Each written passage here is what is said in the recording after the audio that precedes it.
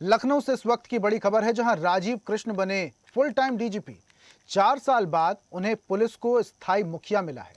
1991 batch के IPS हैं नए डीजीपी राजीव कृष्ण। मई 2022 के बाद स्थायी पुलिस महानिदेशक का पद उन्हें नियुक्त मिला था। संघ लोक सेवा आयोग के नियमों के तहत नियुक्ति प्रक्रिया पूरी हुई। शासन स्तर से भेजा गया था 3 नामों का पैनल। तो ये बड़ी खबर, शासन स्तर से भेजा गया था 3 नामों का पैनल। 1991 बैच की आईपीएस हैं राजीव कृष्ण। 3 नामों के पैनल में राजीव कृष्ण का नाम चुना गया। ये बड़ी खबर, Rajiv Krishna full time DGP बने। एक लंबा प्रशासनिक अनुभव। 1991 बैच के आईपीएस ऑफिसर हैं नए डीजीपी राजीव कृष्ण। और ज्यादा जानकारी के साथ राशिद जुड़े हुए हैं, सीधा रुख करते हैं। राशिद, 3 नामों का पैनल भेजा गया था, लेकिन राजीव कृष्ण का नाम सिलेक्ट किया गया, जो 1991 बैच के आईपीएस हैं। लंबा प्रशासनिक अनुभव है उन्हें। देखिए, बिल्कुल ऋषभ, जिस तरह से उत्तर प्रदेश को 4 साल के इंतजार के बाद परमानेंट डीजीपी मिला है, वो कहीं ना कहीं साफ तौर पर देखा जा रहा है। क्योंकि अगर हम बात करें यूपी में बीते 4 साल से परमानेंट डीजीपी का पद जो था वो उत्तर प्रदेश के अंदर खाली था। अभी तक जितने भी डीजीपी बनाए गए थे वो कार्यवाहक के तरह काम करे, चाहे वो प्रशांत कुमार की बात करें, चाहे मुकुल गोयल। क्योंकि जिस तरह से देखा कि 11 मई 2022 को मुकुल गोयल डीजीपी उत्तर प्रदेश बनाए गए थे, उसके बाद उनको सरकार ने हटा दिया था। उसके बाद से मुकुल गोयल के हटने के बाद डीएस चौहान को कार्यवाहक डीजीपी बनाया गया। उसके बाद 6 महीने का उनका कार्यकाल रहा, फिर आर.के. विश्वकर्मा जी बनाया गया, उसके बाद उनका भी।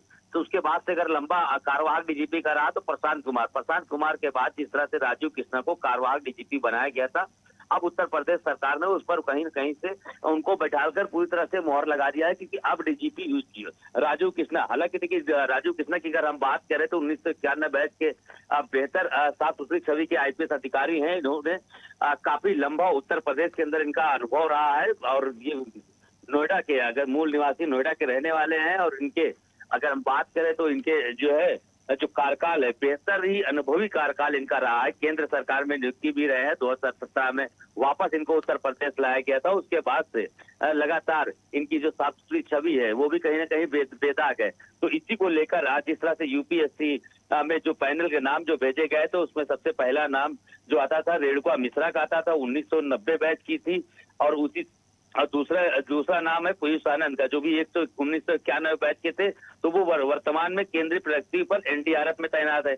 और तीसरा नाम जो था वो राजीव कृष्णन का था, जिसको पैनल ने जो है आयोग ने उस पर मोहर लगा दी और उनको जो आदेश है उन्होंने वो जारी कर दिया। तो ये कहीं ना कहीं थी कि तमाम सवाल योग निशान की बात की। देखिए, विपक्ष भी कहीं ना कहीं इसको लेकर कई तंज कर रही थी। और आने वाला 2027 का जो चुनाव है, इसमें कहीं ना कहीं विपक्ष इस मुद्दे को लेकर बड़ा बनाने वाले थे। क्योंकि कई बार देखा गया है, सपा के मुखिया अखिलेश यादव ने इसको लेकर प्रेस कॉन्फ्रेंस में कई बार कहा था कि उत्तर प्रदेश में अस्थायी डीजीपी नहीं मिल रहा है। अब कहीं ना कहीं से जो कार्यवाहक डीजीपी लाए जा रहे हैं वो अपने काम के लिए लाए जाते हैं। तो इस तरह के तमाम जो आरोप है विपक्ष ने भी सरकार पर लगाया। तो अब कहीं ना कहीं उन आरोपों को भी खारिज करते हुए परमानेंट जो डीजीपी राजीव कृष्ण को बनाया गया है। तो इससे कहीं ना कहीं अब जो उत्तर प्रदेश की जो छवि है वो बेहतर और अब पारदर्शी तरीके से निकल कर सामने आएगी।